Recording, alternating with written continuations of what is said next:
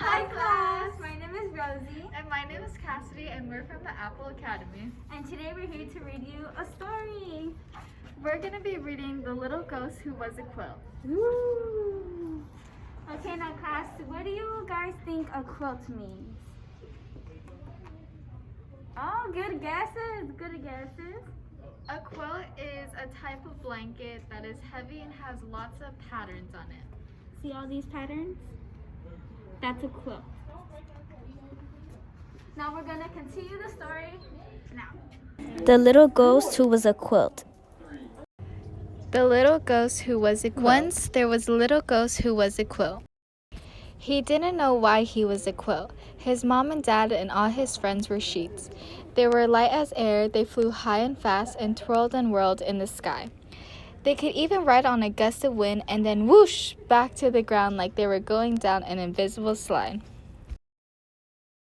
The little ghost who was a quilt was heavy because of his layers of fabric. It was hard for him to lift off, and he was a slow flyer. He got hot and sweaty when he tried to go faster. The only time he attempted to twirl and whirl, it didn't end well. One day, he and his friends were at the park when they heard someone coming. His friends zoomed away because ghosts are terrified of people, but the little ghost couldn't escape quickly enough. He flopped over a bench. A family came along, and a little boy who was eating an ice cream cone sat down beside him. The little ghost had never been so close to a human before, and he felt fear in every fiber of his fabric. The boy only stayed a few minutes, but he dropped a big blob of melted ice cream right on the little ghost's face. Later, when some other ghosts saw him, they laughed at the stain on his forehead. The little ghost was embarrassed and also very sticky. In this page, do you guys think it's nice to laugh at someone when they're sad? No. Instead, what would you guys do? Yeah, good answers. I would be there for them and comfort them. The little ghost didn't like being different. His mom told him he had an ancestor who was a checkered tablecloth, and his great-grandmother was an elegant lace curtain. Everyone said she was the most beautiful ghost they'd ever seen. Even knowing that, the little ghost didn't feel any better. He wished he was just one fabric and not a whole bunch of squares sewn together. The other ghosts called him Scrappy, and he didn't like that. But there was one day that always cheered him up. Halloween! People seemed excited about ghosts on Halloween, and sometimes children dressed as them to trick or treat. Every year the ghosts went to watch the festivities. They stayed silent and still in the trees and pretended to be decorations far away from any humans. Too heavy to hover, the little ghost who was a quilt usually draped himself over a clothesline. He never had a very good view. This year he had a better plan.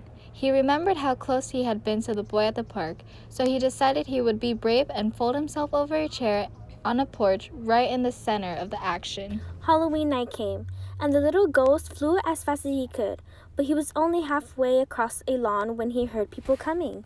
At the last possible second, he flopped over the porch. A mom walked up the driveway with the little girl dressed as a ballerina. While the girl tricked or treat, the mother asked the man at the door something. The next thing the little ghost knew, the mom had picked him up. He was so scared he thought his seams might come unstitched. The mom wrapped the little ghost around the girl and put them both in a wagon. The girl had been cold, and now the little ghost was keeping her warm. He could hardly believe what was happening. They headed down the street past his friends in their tree. "No, don't go," one whispered. "What are you doing?" The little ghost decided to fly away as soon as the girl got out of the wagon to trick or treat again. But the mom didn't turn into the next yard, or the one after that. By the time she finally walked up to a house, the little ghost was panicking. How would he get away?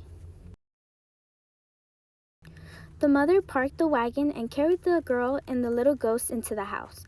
The little ghost didn't know what to do, but he reminded himself to stay calm and be brave. The little ghost peeked around the room. There were Halloween decorations everywhere. He even saw a branch trimmed with Lollipop Ghost. They looked just like his friends in the tree. The girl tucked in the little ghost, who was a quilt, under her legs as she sorted her candies into piles. He felt surprisingly cozy. Maybe things would turn out okay after all. The girl ate a chocolate bar, and when she wiped her sticky fingers on the little ghost, he didn't mind.